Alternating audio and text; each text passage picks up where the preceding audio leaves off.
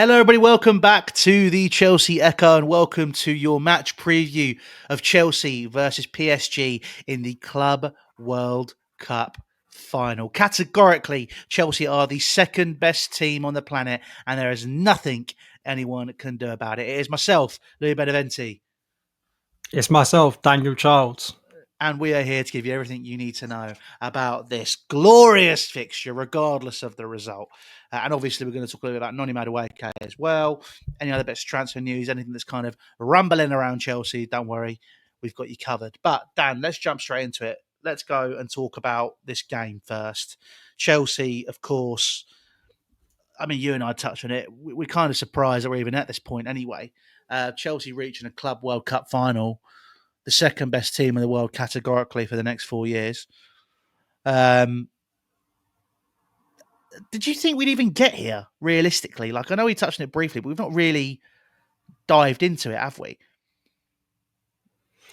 It's tough to say really because I guess with knockout football, and we see it with like international tournaments as well. You are at the mercy of like who you play, when you play them, the form of your own team.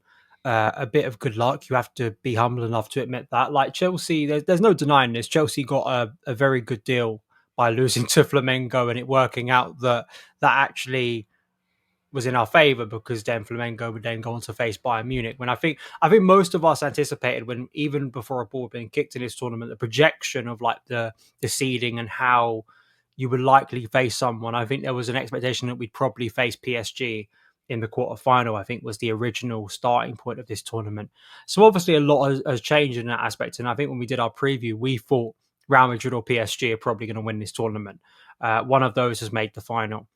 So yeah, there's in some ways a fortune. I think I've never really gone into a tournament with so much unknown about it because it is such a new format, and what you're effectively doing is taking an international style tournament format and putting football clubs into it. And how does that play out? Because with international football, which is very different, which is, there isn't as much time for a coach to blend his players together. Chelsea are coming off the back of a really, serious season and a fatigued season, and, one that I think maybe would have collateral damage for the tournament. But actually, as we've seen, that chemistry, I think, and that momentum probably has really helped Chelsea surge through the tournament in a way. And that late season positivity, I think, has probably benefited Chelsea more than other teams. I think about the way in which Maresca has used a majority of the players he used for the majority of last season. When you look at, say, Man City, who obviously have more kind of new faces coming into their starting 11, and maybe that hasn't aided them as much. I don't know. I mean, I sort of throwing out theories here. I think that Chelsea, undeniably, I think have had some good performances. I think their best performances have all been in the knockout stages. And that's kind of what you want, right? You want to heat up the longer the tournament goes on. I always find it bizarre, like when people get really outraged about England not doing that well in the group stage, but kind of getting through the group. It's like, well, you don't want them at their peak right now. You want them at their peak, when they hit quarterfinal, semi-final, final stage. I mean, everyone always forgets that famous Spain 2010 World Cup team, I believe, lost their opening group game in quite a shocking fashion. So the tournament format is very different. And I'm not entirely sure whether I'd want to see Chelsea go through this again in 4 years. As I've consistently said, it's something that we're going to have to judge how the next season plays out. Because if we in a year's time say we won the Club World Cup, amazing, but it really messed with our season and we really were fatigued and we had a ton of injuries and it really affected any momentum, I think there will be a slight change in kind of feeling. If it doesn't, and whether we win or lose on Sunday and we just go into the season and it's a pretty normal season and we're unaffected, great. So that in itself is one of those kind of parts of this that I think for the long term, how the legacy of the tournament's going to be viewed. Yeah, I mean, on that, in fairness, I mean, you and I had a discussion after the record the other day when we were sort of looking forward to pre-season, how we're going to cover it and all that sort of stuff. And we kind of sat there and went, there isn't really much of a pre-season here. It seems like there's only going to be 2 games at Stamford Bridge, Leverkusen, AC Milan. This tournament seems to have been a pre-season in itself, and it obviously has the glory at the end potentially, where Chelsea can go on and be crowned champions of the world with emphatic fashion and win lots of money and all this sort of stuff. And it's great for the club, and it's something which is probably it's a pre-season on steroids here. Do you really think there's a real chance that there could be a knock-on effect? Are you really worried about that, or do you feel that realistically this is a pre-season which we're switching when the players have the break, basically? No, I do think there could be a knock-on effect. I guess the counter argument would be, well, players, we have international players. The majority of our squad effectively will play internationals. They're used to the format of a season straight into an international tournament, whether that is the Euros, whether that's the World Cup, whether that's the Copa America, whatever it is. AFCON halfway through a season as well.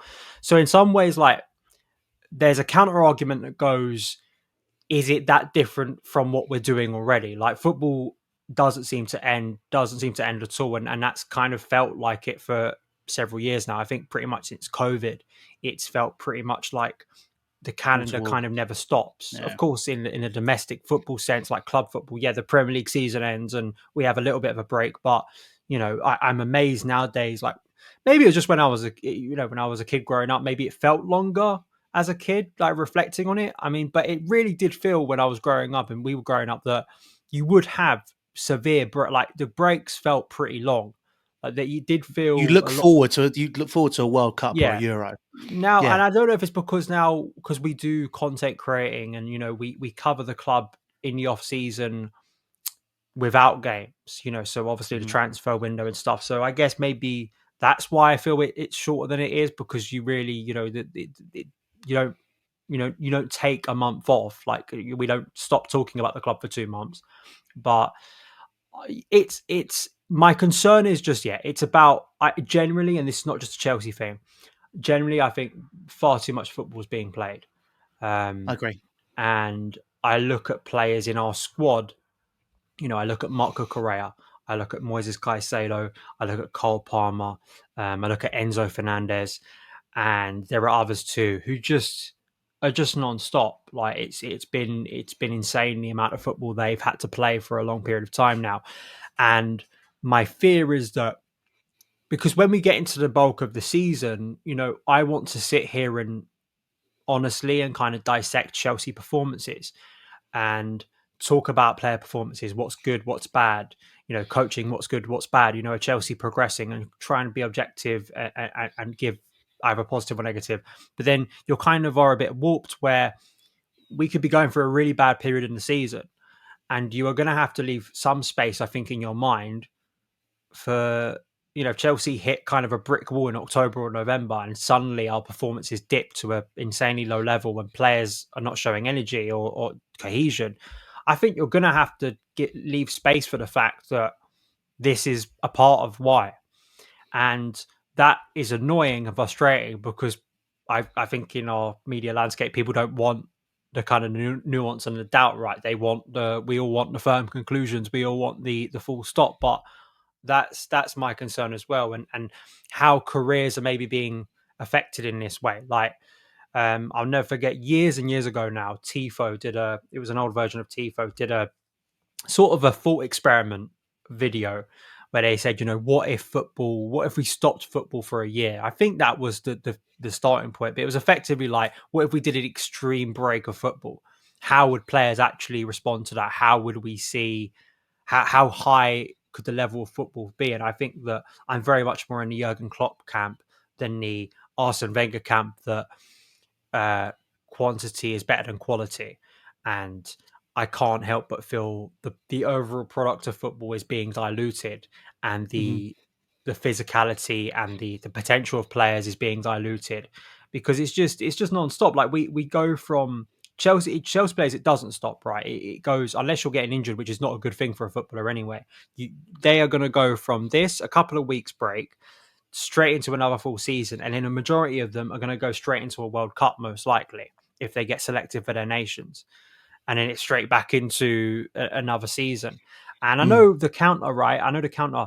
Yeah, we're dealing with the Club World Cup has proven this. We're dealing with a sport that pays everyone lots and lots and lots and lots of money, but that's all relative, right? That's the whole game. So I think that doesn't mean that players can't get fatigued.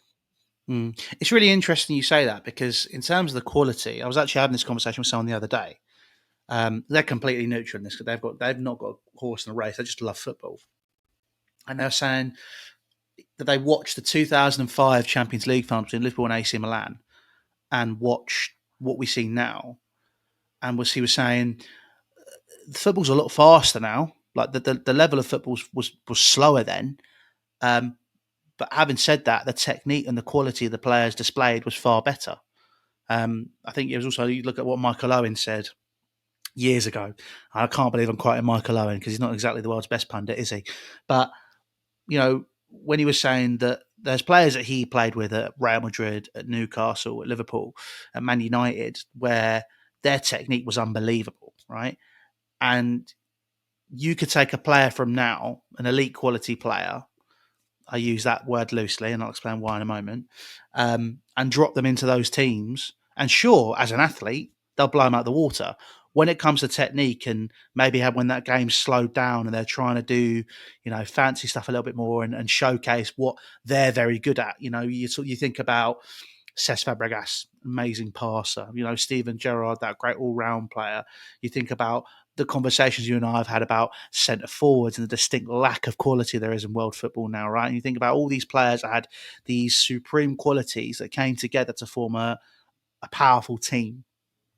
And you just don't really have that anymore. And I do think that comes down to the quantity of football, because if you're playing 2, maybe even sometimes 3 games a week, when are you going to have the time to improve your skills? You're not. You're literally going to go into training, you're going to do your rehab, maybe have 1 session, and you're back into it. And it's that rhythm. That's all it is every time. So there's not really any opportunity to sort of scale it back and take a look. And I think the one thing for me, which I always got I was missed out from Jurgen Klopp, was when he says there's too much football. And that's left the knock-on effect now for teams lower down. You think about FA Cup replays, you think about the Carabao Cup, you think about these tournaments where realistically teams in League One and below, or halfway down the Championship and below, could really use that money every time there's a replay. But unfortunately, because of the elite level saying, no, we need to have more football, we need to be playing Champions League, we need to be in this format, we need to be having the Club World Cup, we need to be doing this, we need to introduce another tournament, we need to do this, we need to do this, we need to do this. It just means that the people at the top are going, that's too much here, we're going to have to scale it back, and we can't do replays. It's okay, well, it's affecting, I think, the quality of football, not just at the top, but all the way down the pyramid, because you're seeing teams lower down really suffer. I know this has gone into this is a match preview podcast, guys. We do apologise that we've descended into football politics, but it is, I think, rather pertinent that it's worth mentioning that as much as this tournament, I think, in the latter stages, like any international tournament, has been all right. It's been pretty good. I've enjoyed some of the games. It's still not up to scratch, but that I'm sure that'll come with the next few tournaments, unless they take it to Saudi Arabia in mid-season, like they've been, talking about. But I think it's important to think, look, like Dan said, it's great that right now we're looking at this tournament and going, fantastic, we're in the final. But let's have another conversation in December, because I'm very worried, like you, Dan, that we're going to be using the excuse of, we have the Club World Cup. But I'm also really hoping that, because it's basically been a pre-season or like a post-international tournament and we're not actually doing any pre-season, that Chelsea are going to be pretty okay. But we'll have to see what happens with that. But we should probably go back and talk about the game itself. Now, of course, as we touched on in the previous pod, PSG absolutely dismantled Real Madrid, dismantled them. And it was something which I think we thought might happen, to be honest. But you've raised a very important point as well, and you obviously put it out as a video on your channel as well from the pod, where you said, look, like, you got to beat what's in front of you, and you're going to have to play these better teams, right? My question to you on that, because as much as I agree with you, I also worry that Chelsea right now are nowhere near that high table. Nowhere near it. I know we're not going to be going into the Champions League this season just to take part and then get knocked out in the groups, or the league phase, I should say. So apologies. Talk about all the old football we were talking about. But I do feel that there's a significant chance that this game will be a foreshadowing of Chelsea's ability to compete at those high levels, purely because of maybe the lack of experience in behind the scenes more than on the pitch. Now I think the team's gelled a lot more, especially towards the back end of the season. Hindsight's 2020, as they say. But I do worry that there's going to be a knock-on effect online as well. That the whole thing is just. If we just get to the question, Louis. Is there like? Are you just sort of? Are you worried about this game at all, or are you just sort of looking at it going, do you know what? Right, Chelsea off at your peril. Yeah, I think it's more the latter than really fearful. I mean, it's they're the European champions. They won it in historic fashion. I think there is a bit of the feeling just because of their style and their momentum at the moment and the way they've kind of overwhelmed some really good teams of like shades of kind of Pep's Barcelona team at their peak and how fluid they are under Luis Enrique. You've got a sense that they don't play a traditional centre forward. They've got some really good technical central midfielders that dictate the game, suffocate the opposition, seem like they're not breaking a sweat. They've got these incredible fullbacks that overlap and have such intensity and get involved creatively. They've got a dominant goalkeeper, one of the best in world football. They've got this incredible centre back that's very much learned from some of the best in his years at PSG and has come to be a real focal point and great leader for that team. And you've got a coaching mind who he's been around for a long period of time, but he feels like arguably, I mean, in terms of like coaching performance right now, probably the best in Europe, probably, or the world, arguably. So yeah, there's a lot to kind of be. There's trepidation about it, undeniably. And listen, I don't think Chelsea are the favourites. I don't think that if Chelsea lose on Sunday, I'm going to be overly shocked. You have to look at who they've beaten. You have to look at the form they're currently in. And if Chelsea lose on Sunday, is that I don't think that's a damning condemnation of everything about Chelsea. I really don't, because sometimes you are just coming up against an amazing team. Like it's like when Andy Murray in his quest to get his first Grand Slam had to face basically Nadal, Djokovic, and Federer in a load of finals when they're at their peak. And eventually Andy Murray won his first Grand Slam. It took him a long while to do that. Now, was that because Andy Murray was a crap player or because Andy Murray was just facing some of the greatest players, unfortunately, whilst he was in his peak as well? And I think that's kind of what I'm looking at it as, is like, you just come up against a team that's better than you on a day, and there's not much you can do about it. That my hope is it's a learning experience for this group, positive or negative. If Chelsea can overcome PSG, obviously that's huge, right? If they lose to PSG, I would like to think it's a good learning experience for the group. I think a great learning experience for Enzo Maresca and something to aim for, right? And I think that's kind of how I'm looking at it. It's not a case of Chelsea walking into a final against a team who've, I don't think you can lock your way to a Champions League. People accuse Chelsea of that, but like to win a Champions League, you have to do incredible things. You have to perform at an incredible level at both ends of the pitch. Yeah. But they are a team who have been an incredible run, and really a run since about January time. Because if you watched PSG in the first half of last season, I don't think many people would have predicted this version of PSG now. Kvaratskhelia was an incredible signing in January that has, helped to raise their level, helped to realise kind of these, Desiree Doué, Ousmane Dembele has shown, I think, a lot of the talent that was there earlier in his career, has really developed there. Vitinha, Neves, Ruiz in central midfield. There are players just performing at their peak level, and I think you have to accept that, right? Like it's if Chelsea lose, that doesn't mean everything's woeful, everything we've done doesn't matter. I mean, if anyone's coming to the conclusion on Sunday that suddenly what we did against Nottingham Forest and qualifying for the Champions League suddenly is irrelevant, us winning Royal Claw was irrelevant, everything that's happened in the tournament is irrelevant, I think that's just silly. I think that's just stupid. Mm-hmm. And I do think there is reason to be optimistic. I mean, at times PSG, even in that Champions League run, I specifically think about the second half of that second leg against Arsenal, where despite all their dominance, there was, once Arsenal got one back, there was a period, and Bukayo Saka had an opportunity that he put over the bar. And there is still this kind of feeling that there is some vulnerability in PSG, just historically. They have had this tradition and kind of feeling about them that they have these, they can go to extreme highs, but they have these wild swings in games where suddenly they feel very, really vulnerable. And of course, they have lost in this tournament in quite shocking fashion in the group stage.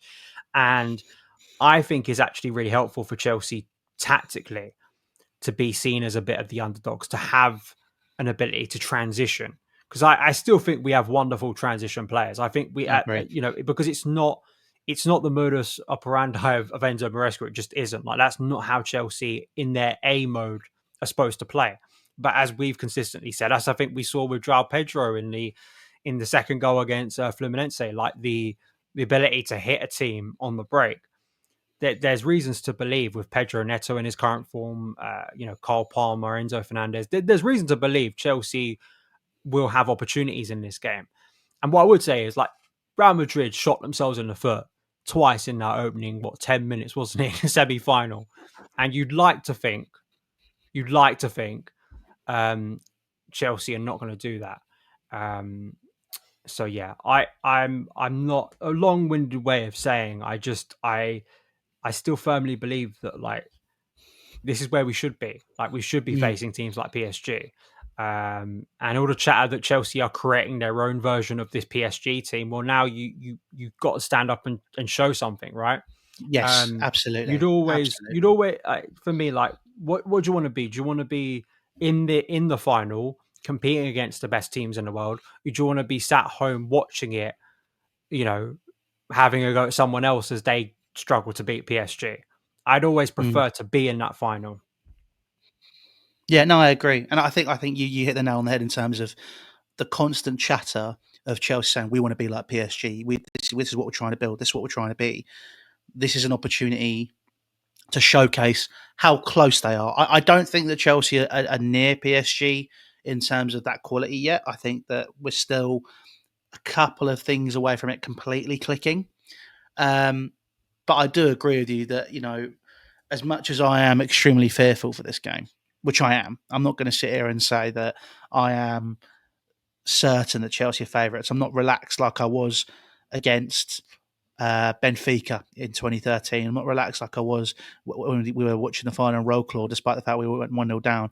I'm not sitting here and going, do you know what? Like, is what it is. Let's give it a go. We'll be fine. As much as I'm sat here and I was saying that I don't really care about the tournament, you want to win these games. This is huge financially. 40 million. I think it's 40 million pounds or dollars if you win, whatever the exchange rate is. But it's enough to sort of basically see Chelsea through a lot of the issues with UEFA and other issues in terms of transfers and whatever they need to get moving. It takes a big chunk out of that. And I think, as much as I worry about it, I agree with you about Mode A and Mode B. I can't help but think about that game against Liverpool at the back end of the season, where, granted, they were on the beach, right? We gave them a guard of honour. They were chilling out. They're having a great time, doing whatever, right? But we gave them the ball, said to them, you do what you got to do. And then with 30 odd percent possession, every time, switch, switch, switch, switch. It was spectacular because it just showed that Chelsea are a side which are vicious and you can't write off. So I'm just hopefully that is the mentality we're going into this final of, is, look, these guys are the European champions, arguably the best team in the world right now, dismantled Real Madrid, dismantled Atletico in this tournament, dismantled Inter in the Champions League final. This is a team which is nearly at its full potential, I think, nearly. I still think they, to go into that Pep Barcelona category, I think there's a couple of Champions League missing. But I don't think they're incapable of doing that. So this is an opportunity for Chelsea to go, right, let's show what we're capable of. Let's show what the Chelsea did to PSG in 2014. Let's show us as a side that are fully capable of going and winning the tournament. And I'm very, very excited. But for that, Dan, for a side to win the tournament, you need to pick a good 11 for the final. So let's jump straight into that, Dan. And I'm sure there's going to be some problem areas because we are going to need to talk about that. Because as much as we have this confidence where Chelsea might be great with not a lot of the ball, we should probably start on goal where someone is going to have the ball. And that is going to be quite a significant issue, as you and I touched on when we were talking about maybe signing a goalkeeper in the previous pod. So it's going to be Robert Sanchez. Let's be real. As much Or is as it? we'd love to say give it to, do you not think it will be? It can't be Oh no, Bettinelli. He's gone no. now. There's just been chatter that he hasn't been in training. Okay. So I mean, at time of recording, I don't know if he's been ruled out or not, which would be quite incredible given he's played the entire tournament for Chelsea. And then the question would be, let's theorize that him missing means that he's not going to play this game. Who comes in for him? I still think it would be Philip Jorgensen, but obviously Mike Penders Yeah. is still there. But I think Mike Penders, I wouldn't be surprised if he's not involved because he's likely now going on loan to Strasbourg, isn't he? Yeah. So I think Philip Jorgensen would come in instead of him. But let's go with the assumption that, Rob Sanchez is in goal. I mean, I think that, so these type of games where those things can really be exposed in a pretty harsh way. But the good thing is if Chelsea don't have a lot of the ball, they are forced to play and forced to adapt into a style where they aren't kind of casually passing the ball around their back four. The hope is that if Sanchez cuts that stuff out, which he simply has to against a team like this, the way they press, you can't have any passengers off the ball. You can't have any sort of like players casually going about it in their own sort of 6-yard box, because we know Real Madrid fell victim to that the other night. We've seen Sanchez have some decent performances, when he does cut the stuff out. So that's what it is. I hope in a year's time we're still not sat here in these type of games where it has to be Robert Sanchez and that's Yeah. basically it. Yeah. And that is, I think, I can't believe I'm going to say this. It makes me sound like a complete, utter loser. I think that should Chelsea lose this game and under significant pressure from Robert Sanchez mistakes, I think you're looking at a Liverpool, Loris Karius, Kiev situation, which maybe won't be the worst thing in the world. I don't want Chelsea to lose. I don't want them to lose in convincing fashion, but I'm kind of sat there going, if mistakes happen in this game, which cost Chelsea the game significantly, they talk about how he saved Chelsea 9 points in the Premier League this season, right? If he cost Chelsea £40 million, I'm kind of sitting there going, 9 points, 40 million quid. Let's weigh this up, lads. This is the situation here. And if that's maybe what tips them over the edge, then I'm kind of looking at it going, great, fantastic, because Robert Sanchez isn't good enough for games like this. He shouldn't be here. He just I mean, I'm not categorically shouldn't entirely be. sure that 9-point stat sounds very dubious. Oh, That it does, that absolutely. that I don't know where people are coming up with that. I mean, because I could point out, it's what I said the other day, the error that almost led to a goal, or the error that didn't cost us actual points because we salvaged the game. Now it's that sort of stuff, but I think Chelsea's briefing departments I think they've been figured out now. They're rumbled quite significantly, and we're obviously going to talk about that later on in the show. Obviously, when we're talking about a certain Noni Madueke. And if you're watching the clip, by the way, make sure you go back and watch that. But I would say, yeah, I mean, that 9 point stat is always very dubious because then, as you said last week as well, last show at the beginning of the week, you said you could count and talk about all the mistakes he's made that maybe hasn't led to a goal, but has led to a significant mistake and significant pressure. And that far outweighs that 9 points that has just been picked out of the air with a finger and a bit of saliva. But I think for me, it's yeah. I mean, he shouldn't be here next season, and if he is, he should be number two. He shouldn't be he's not a number one goalkeeper, and if he's not the number two, and that means that Chelsea got a problem with Philip Jorgensen, that's something that needs to be resolved. But we'll move on now. Obviously, left back, I think picks itself. Marco Correa, absolutely fantastic this season. I think for me in this tournament, he has cemented himself as the best left back in the world, in my opinion. I mean, I guess he's coming up against someone that people think is the best left back, which is Nuno Mendes. But I undeniably, I mean, the chatter over who's the best in the world. I mean, I kind of sometimes roll my eyes because I'm like, it's all subjective, and I don't watch Nuno Mendes every single week. I watch Marco Correa every single week, and I can only judge. Honestly, like I think when people say they have all this like vast knowledge on every single player in the world, I roll my eyes because I'm like, no, you don't. No, you don't have enough time to. Is that you firing shots at Joe McIntosh? I think we should have a word with Joe about that.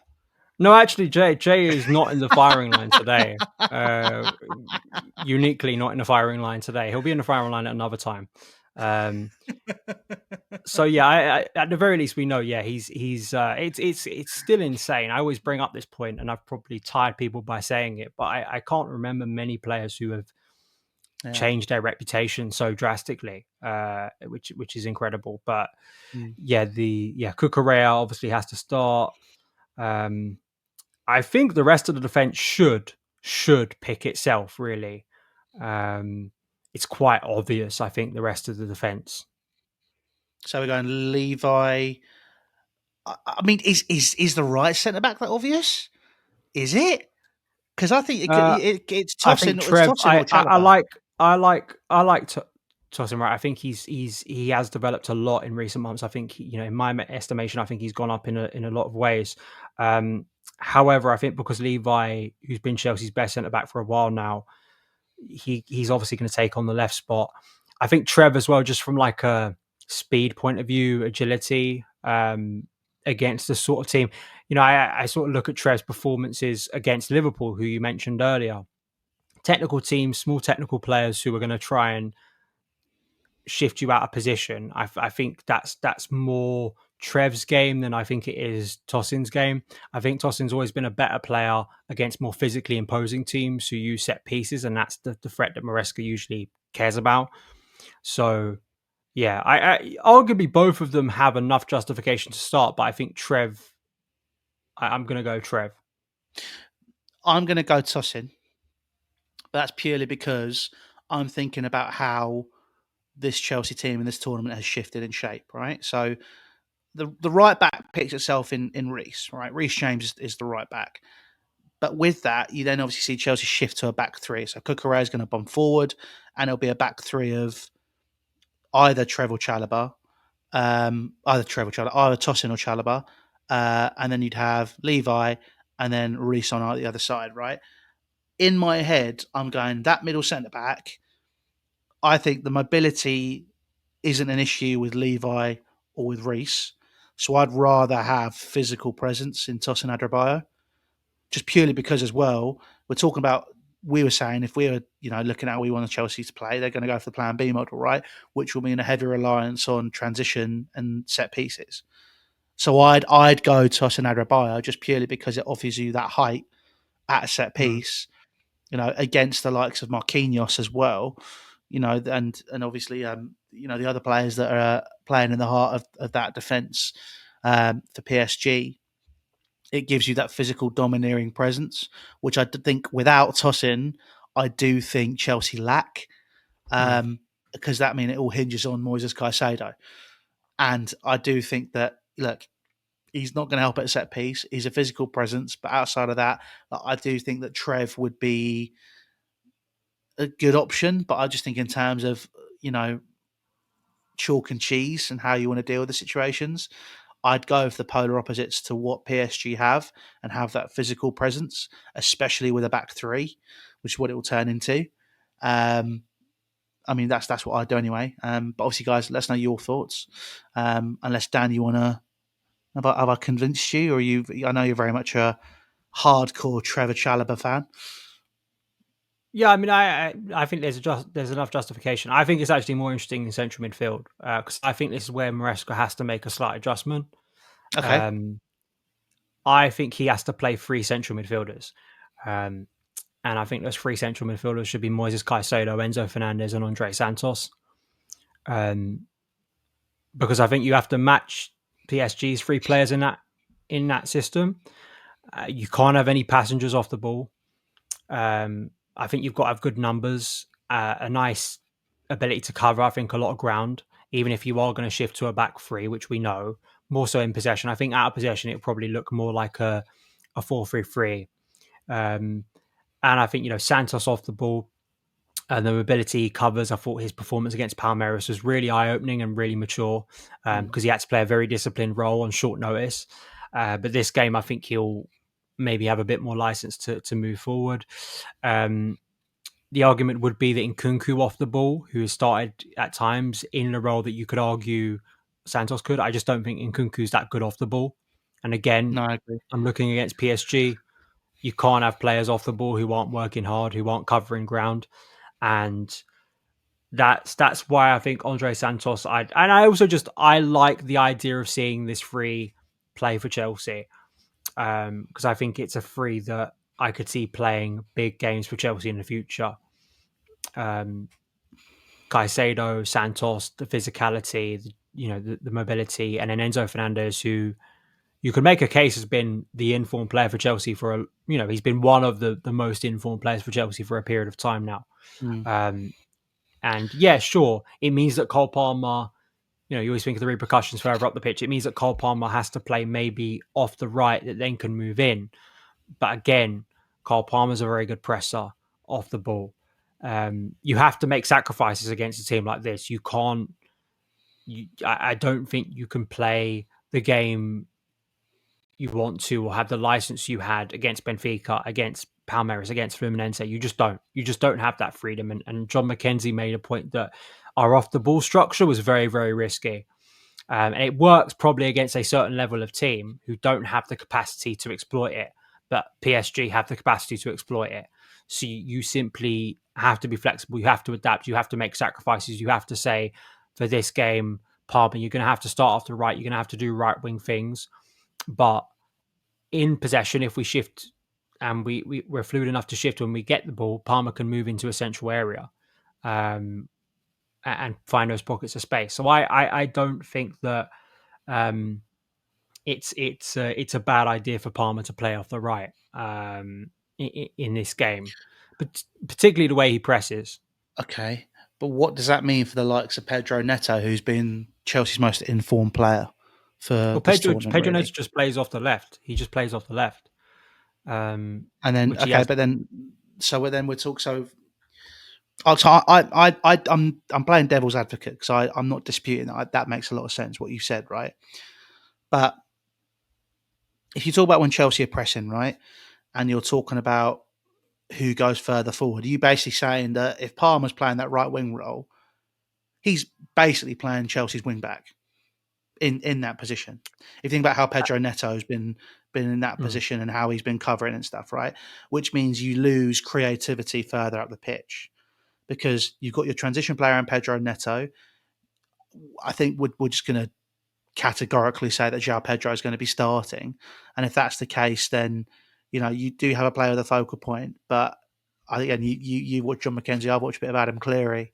Like I was saying a couple of days ago, he's somebody who needs people to play off of him. He needs people to bounce off of him, and you'll probably have Enzo Fernandez coming from midfield to make up that three. But then you'll have Cole Palmer very, very isolated. And you're talking about taking players on. We've said how much we appreciate Cucurella and how much we appreciate Nuno Mendes, the two players which are probably the best two left backs in the world right now. Cole Palmer being very isolated against Nuno Mendes, and then Fabian Ruiz dropping into that pocket, which he does for PSG to make that three as well.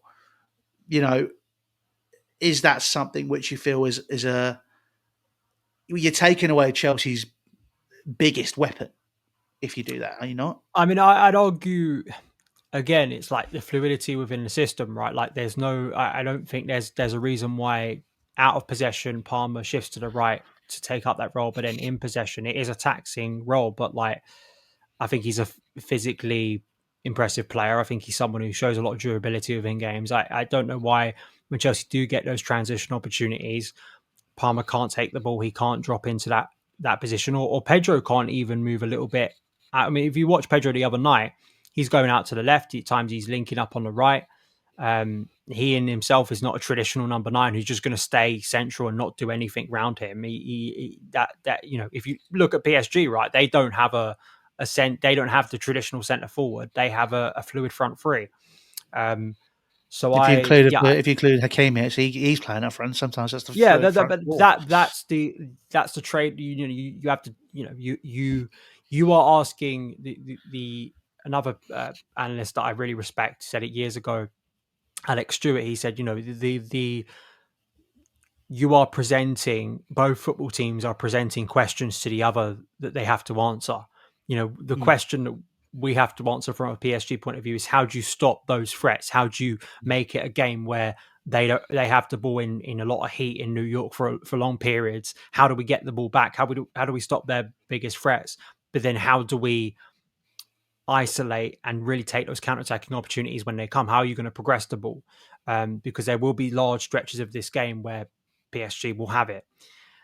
I think the question for PSG is, you're going to have a lot of the ball. Yeah, you have the superiority, I think, in segments. But when you lose the ball and you have these fullbacks that progress very, very high and very aggressively, are you willing to leave Cole Palmer potentially in a position where he can receive the ball, turn, and find the speed of Pedro Neto off the left, the speed of Joao Pedro? So Enzo Fernandez in transition too, I think, can be a very devastating player as well in terms of the way he's able to receive the ball, turn, and find a killer pass potentially. So that's the way I'm thinking about this game. I think you have to. This is not the game to be idealistic. This is not the game to. This is if everything's perfect, this is like my perfect attacking kind of creative formation. You have to, as we started this pod talking about the power of PSG and the humility you have to have within that. And I think all the best Chelsea teams have had that humility of understanding that you've got to give a level of respect to the opposition, and you can't play the idealistic game you want to. Arsene Wenger for years would walk into these games and play the idealistic version and get trampled in every time, because you've got to understand, if we play the game, if we play our A mode against PSG and they play their A mode, PSG probably win the game. I think 9 times out of 10 they play that. You've got to take them into a position where in a game style they don't want to play. I think at times Chelsea have got to be physical. They've got to be a bit more direct. They've got to hoof the ball to Joao Pedro. They've got to try and make it awkward. You've got to try and unsettle this PSG side, which is not aesthetically pleasing, which is probably not even what Maresca wants to play, but it's what you have to do against quality of this opposition. It's true. All right, then, fine. We'll go with that. So if we're going to the Chelsea team to face PSG, this is the Echo 11. You've got Robert Sanchez in goal, TBD, based on injuries. Found that would be Philip Jorgensen. Left back Marco Correa, right back Reece James, your 2 centre halves. We are going for Levi. You can have Carl Palmer on the right if I can have Tosin at centre back. Okay, fair enough. Right, fine. We'll have Tosin playing next to Levi Colwill and centre back. The midfield 3 of Moises Caicedo, Enzo Fernandez, and Andre Santos, and a front 3 of Pedro Neto on the left-hand side, Cole Palmer on the right-hand side, and Joao Pedro through the middle. But that is the Echo 11. Let us know your thoughts and obviously how you think Chelsea are going to do in this fixture. But we should probably move on now and head into the last bit of news for the day, really. Nothing else to report until the likely things to happen, which will be, lo and behold, someone will come up on the news as soon as we stop recording. But obviously, Noni Madueke has now confirmed his move to Arsenal. It's been quite quick. It was interesting to see that he was in training still when the move was, materialising. £55 million, absolutely fantastic deal. Absolutely brilliant deal. 55 million quid. Now it's just a case of Chelsea need to reinvest. Dan, is there anything you want to say to Arsenal fans who have done things like this? Cool. Who the fuck is Antenna? I don't know no Antenna. I know Arteta. Is that meant to be an R? It looks fucking crap. But I respect it anyway. Yes, I woke up livid on the way to work, come through the tunnel, buzzing. Someone hasn't even bothered to go sleep. Madueke's absolutely rattled them. You can't even blame them either. Can you blame them? No, you can't. You got idiots talking about support the club. He's not all a shirt. No one wants to see it, bruv. No one wants to see it. No one wants to see it. Hey, I'll check the other side. There's nothing there. Nah, liberties. That's a bot's job. You wouldn't want them painting your gaff. Yeah, can't blame him. There's nothing on the other side. I already checked. Liberties. Anyway, I'll take her out. Yeah, I mean, it's embarrassing, isn't it? And it is a small portion probably of Arsenal fans. It's probably just one person, most likely. But yeah, I mean, it is kind of at times quite goonish behaviour, which doesn't surprise me from segments of their fans. But it's kind of the nonsense of online culture. I stick to what I said the other day and what I still feel consistently. I do honestly feel it is a risk. I still feel it's a risk. I think Chelsea have taken a risk here by selling Arsenal their most productive winger from last season. That's my opinion, and feel free to disagree with it. Right, everyone does, but I do feel that passionately that not only am I quite optimistic about the players Chelsea already have and have brought in, but I mean there is quite a bit of this window to go, and I am intrigued to see whether Chelsea act to replace Madueke with potential Arsenal targets. Because Arsenal seemingly are both in for Noni and also Victor Gyökeres, and both of those players they're paying quite hefty fees for, most likely. I mean, I think it's the quoted fee for Sporting Lisbon is up to like 70 million euros, I think. Yeah. And obviously, so the argument and the fear of Arsenal fans is that they're going to stop after Victor Gyökeres potentially. Or at the very least, they're going to have to sacrifice one of their other targets. Like they're going to have to realize they're not going to be able to get Rodrigo, Eze, Madueke, and Gyökeres all in the same window. It ain't going to happen. So I think my feeling is, I'm looking at this money and I'm going, Rodrigo has no future at Real Madrid, needs to find somewhere, a Champions League club. Eze, also Crystal Palace, they're kind of in that position that they are with Mark Guehi, where they have to kind of sell him this summer or they're not going to get good money for him. And I kind of do ponder a Chelsea going to capitalise on that by basically taking the money that Arsenal have just given them for Madueke and going and invest. That's what I hope is going to happen, and that's why I can't assess this. Like in a couple of weeks' time, if Chelsea have signed either Rodrigo or Eberechi Eze, I will be very, especially Eze. I'm a massive fan of Eze. I mean, Yeah, I I don't know agree. how many people who aren't a fan of Eze. I'd be over the moon with that signing. Yeah. I think that would be an incredible, wonderful piece of business. So that's where I'm sat currently. It's kind of one of those weird things where I have to judge it, like with other things, like you have to judge it over a period of time. Would I be happy? Would you be happy, for instance, if we don't really replace him in the window based on the fact of who we've already signed, and you've got Yeah. Quenda coming next year from Sporting Lisbon? I mean, that is the situation, because I don't think Chelsea sign another winger. I think Eze might be an interesting one outside of that. I know he can play as a left winger, but I know he's more of a central midfielder as well.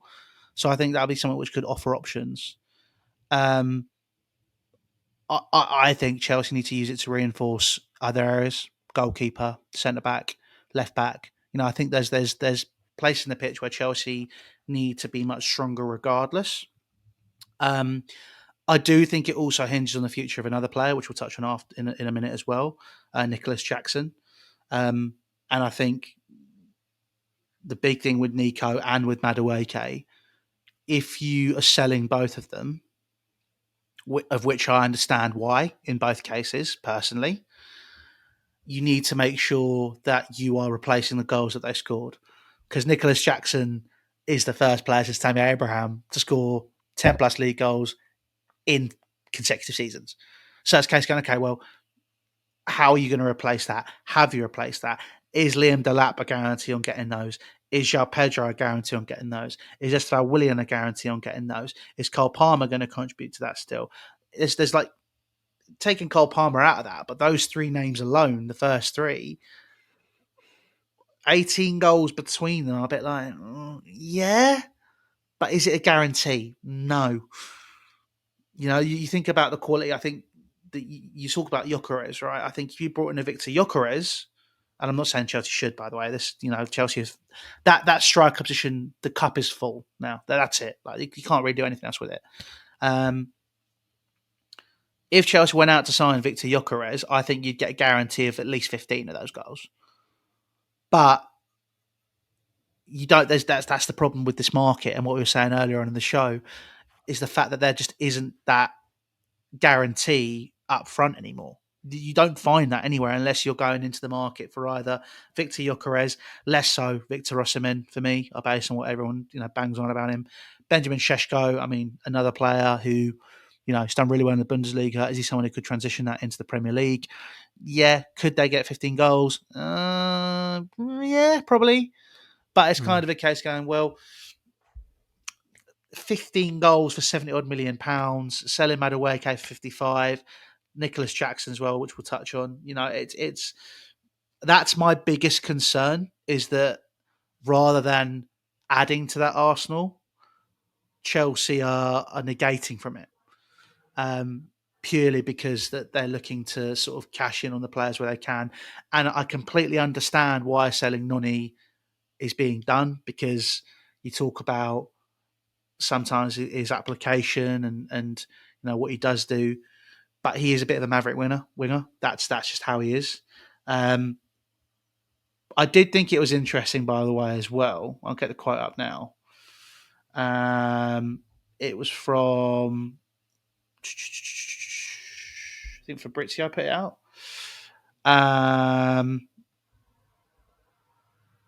Was this about AC Milan being Here we interested go. in him? It was Jacob Steinberg. According to him, Noni Madueke decided to seek a new challenge with his hopes of regular football at Chelsea limited by the additions of Liam Delap, Jamie Gittins, Esteval, and João Pedro. If you look at that realistically, you obviously also said on that Quenda is joining from Sporting Lisbon next year, right? Let's just take the next 9 months, 12 months. Let's just say that, right? Because that's the season, right? There's one player there in his position. Arguably, Jamie Gittins is, on the left-hand side, and he has played there, right? But there's one player there in his position. So with that, realistically, I think the limited playtime thing doesn't exactly play out, which is obviously what they've been saying in multiple cases.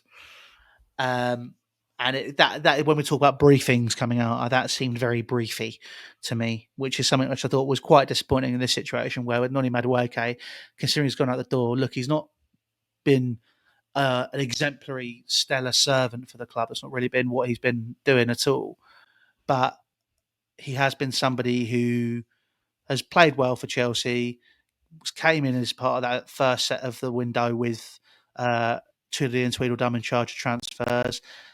Did all right then, has progressed, got better and better and better. And it's just a case going, well, I'd be ashamed to not maximise on that talent and make something of it.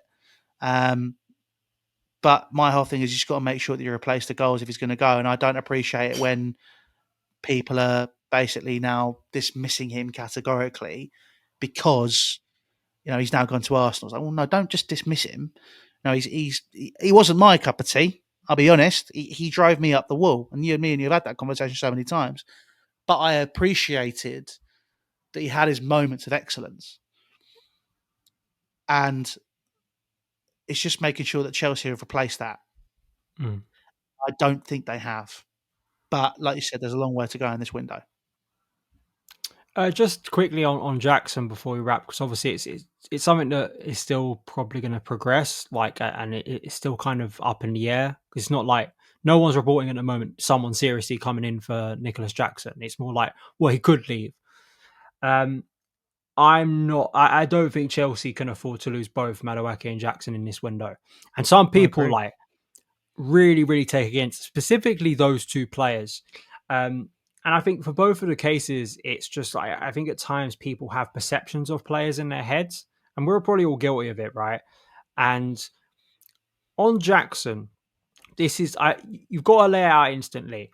I understand why specifically at the moment we're speaking right now, he has a negative feeling around him, because he individually has done two very stupid things on the pitch that has cost his team in a specific game that could have had far greater repercussions, and he's got away with it twice. He has done two selfish things on a football pitch that rightly he gets condemnation for, that he gets criticism for. He absolutely deserves that criticism. However, Nicolas Jackson, I think, in totality, has been a good player for Chelsea. Based Agreed. on what we paid for him, based on the level of football he was playing before, and based on kind of the perception of him, the scrutiny that has been on his shoulders as a young, raw centre forward, where brutally he's had to develop in a very harsh spotlight.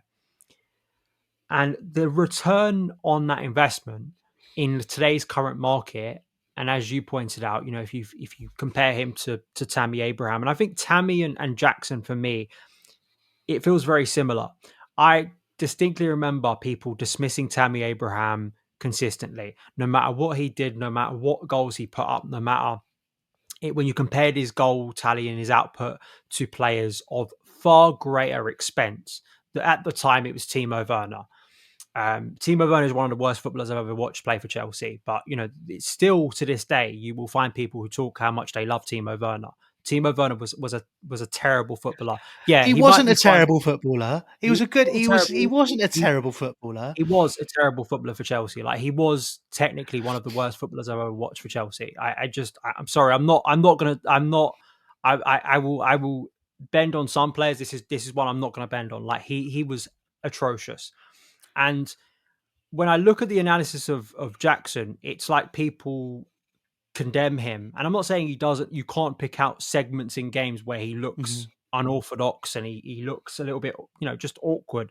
And he's done things. He's had bad misses. But I think his all-round game and I think his goal output is more than commendable based on all of that. He had 10 Premier League goals last season, which was a reduction on his first season. His first season was very positive. And you've got to factor in that his first season was not a better Premier League season. It was not a better Chelsea team than the one he's just played in over the course. We finished sixth under Pochettino, where we were mid-table for most of it. So he got goals in that aspect. And then this year he was injured for a period of time. And unfortunately, it took him a long time to get another Premier League goal. And I listen, again, I'm not defending Jackson by saying he has to start every week and he's undeniably the best forward we could have and he's undeniably the best player we have. That's never been my point about Jackson. I think as a squad player, I think as someone who, I think you just, why do you want those goals to walk out the door? At worst, based on what we've watched Jackson at Chelsea, has scored 10 Premier League goals. I'm sorry, based on Chelsea's history of centre forwards, that is not a bad return. I'm not saying it's a great return, but it's not a bad return. And you've also got to factor in Jackson is playing in an era where Cole Palmer's there. Cole Palmer, ridiculous output in his first season. So in a way, he linked up a lot. I think his relationship with Cole Palmer was positive as well. So I can understand losing Madueke. I can understand the fee's good. Jackson, I think you're asking for trouble. I would much rather be in a situation where we see how Jackson does finally when he has competition and how he responds to it. And then in a year's time, if Jackson has not really played that much, but other players have taken command of the situation, João Pedro has proven to be a really, really good signing. And he continues where, he started basically, and he's playing at a high level, and he's far better than any of us could have anticipated. Delap's contributing goals. And we've talked about this before. The ceiling of kind of the rotation players goes up a level, then fine, fair enough. Like, the goals are there, and we can have that conversation. I can't sit here right now, as you just rightly pointed out. We can't sit here right now and seriously say and say with 100% confidence the players we have right now are absolutely going to make Jackson and Madueke's output look ridiculously stupid and poor, because we don't have that evidence right now. And I'd much rather be in a place where at the very least you're keeping someone who I do think can at the very least offer you goals. So that's kind of my I will continually passionately defend Jackson, not against the stupid things he's done, which rightly deserve criticism, and I will criticize that. And I think it was selfish. I think it was stupid. I think it was self-defeating, because I think some people, not all people criticizing Jackson, I think some people made their minds up on him as far back as like the first time they watched him, or like the time very early on in his Chelsea career when he had that terrible miss against Nottingham Forest at home. And they've seen that, and that is Jackson to people. Like, people cannot, that to them, that's Jackson, and they can't get that out of their heads. That's who Jackson will always be. And no matter, which I think is just ridiculous if you've watched the rest of Jackson's Chelsea career. And again, that's not me saying you have to come to the conclusion he's a world-class centre forward. My conclusion is I think he's a decent centre forward for Chelsea. No, I agree, and I think you touched on some really important things. It's you talk about the goals, but the link up as well, the way that he brings others into play. I think since Giroud, which I think is in football history one of the best ever strikers in terms of link up. I think if I was as a coach, if I was to turn around to 15, 16-year-old striker and say, right, you're a big lad, I want you to play like this, I'd show him Giroud. I'd say, look, you need to bring people in. You want to see someone's good at that? Go watch Giroud. Jackson is the best I've seen since Giroud do that. And he's very intelligent in terms of bringing others in. Like you said, Cole Palmer, Noni Madueke. I think about that Brighton game where, Jackson, Madueke and Palmer were just linking up for fun. It was walk in the park for him. The Wolves game, another great example of that, right?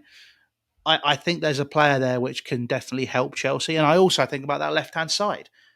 He was at Villarreal as a winger. We signed Jackson as a winger, and as you said, he was in a very harsh spotlight, and he was forced to play up front because Christopher Nkunku was ruled out for the entire season. And he developed, and he got better, and he held his place over Christopher Nkunku as well. Let's not forget that. So I do think that there is a player in Nicolas Jackson who can help Chelsea. I think that he's somebody who can definitely offer an option. Unfortunately, I don't think you'll see him on that left-hand side, just purely because of how Enzo Maresca's system is so reliant on your wide men staying wide. But there is an opportunity, as we've seen at this Club World Cup, where sometimes they have come inside. Maybe we could see Nicolas Jackson fulfilling that role. And I'm never going to forget. I never forget that semi-final against Manchester City where he was playing on the left wing, and he was actually superb. I thought it was great that day. So I think if we play to his strengths, we see somebody there who can not only be an option out there, is an option in the middle. You're letting 10 Premier League goals walk out the door. I mean, the price has got to be right, and the price has to be very right, and Chelsea would have to reinvest heavily. That's the problem as well. There's already an argument to say with Madueke leaving, you have to reinvest on someone else. You're letting Jackson go. I think the argument again is, well, no, you have to sign someone else, and I don't like that, because it's also just a point I'd make to everyone listening is like, we started this podcast talking about the fear of the collateral damage of this tournament, and part of the way I think Chelsea are going to have to the only way they're going to get around that, and the fear of that, of what impact that's going to be, is rotation, is having enough options where Maresca can go from an intense midweek Champions League game against Bayer Leverkusen, even they might have say Bayern, I don't know, the new format could spring up some of those games, right, where we have an intense midweek game away, and then we know the way fixtures work out in the broadcasting. Let's say we have a 12:30 up north somewhere, and he's got tired players, he's got fatigue players, he's probably got suspensions, and he's probably maybe under a bit of pressure because a few results haven't gone right. Do you want him to have a scenario where suddenly, as he has in his first season, where he doesn't have many good options, or he has kind of limited options in terms of a centre forward, which he had, and I think we're exposed in the the Christmas period, right, where he wasn't going to his bench? Or do you want a scenario where if he started Joao Pedro, he can go to Liam Delap, he can go to Nicolas Jackson. He has a variety of options. I'd prefer that, and I think the more you have, the better. If anything, it's an insurance policy. I think Chelsea risk losing, and I think you're just, why take the risk is kind of my question. What's the point? No, You've I agree. arguably already got his replacement there, which is what people were asking for. Like, it's not akin in Dewsbury Hall where I'm like, someone else can take his minutes quite easily over the course of the season. I don't know what you're really losing if that player leaves. Joao Felix, I mean, he ain't been here for half a year. Like that, you're not losing anything by selling Joao Felix. You're losing a lot by buying him in the first place. Nicolas Jackson, I think, again, you have to talk about what we've seen. I can't analyze what I haven't seen so far, and I think that it just frustrates me. Like, he has to go to this extreme where he's a useless footballer, and I just go, I'm sorry, Yeah. like the stats just, and the facts of his Chelsea career just don't back that up, unfortunately. I'd argue that he will become a better player by the fact that these players are around him, because the spotlight's not going to be on him. Hopefully. That's what I'd like to think. And I also think that we need to talk about his goals, right? We've already said categorically you got 10 there. Asking Liam Delap and Joao Pedro to contribute, and let's include Esteval in that as well, by the way, as well. You're talking about maybe we don't have the replacements for Noni's goals or his contributions. With 3 signings, I mean, I think we could got it with 1 personally, but is what it is. I think Esteval will get the same output as Noni, and that can be clipped. I'm certain he will, and if he starts the games. I think that Joao Pedro, Liam Delap, Esteval Willian, Nicolas Jackson, Pedro Neto, 50, 60 goals in that, I think, across the season, comfortably. So, with that being said, I'd like to think that, they're going to deliver what we need. I don't think that money needs to be reinvested further up the pitch from Noni should Nicolas Jackson not leave. If Nicolas Jackson leaves, I agree with you about the collateral. You're then going to go dive into the market and try and find somebody, and that's not going to be easy. So we'll have to see. But guys, let's know your thoughts on Nicolas Jackson, Noni Madueke, and the Club World Cup final. Of course, there will be final score with the score straight after the game. Dan and I will be doing our post-match review as well. But that has been everything from Dan and myself. This has been the Chelsea Echo. Make sure you hit subscribe if you're watching us on YouTube. Drop a like on the video and comment down below. If you're listening to us on all good podcast platforms, make sure you give us a 5-star review. And if you're on Spotify, please make sure that you comment there as well. If you're not watching us on Spotify or listening on Spotify or listening on audio platforms, and you're on YouTube and you want to listen to us on the go, all the links are down below to make sure that you can join us over on all good audio platforms. I have been Louis. I've been Dan. And this has been the Chelsea Echo. We'll see you later.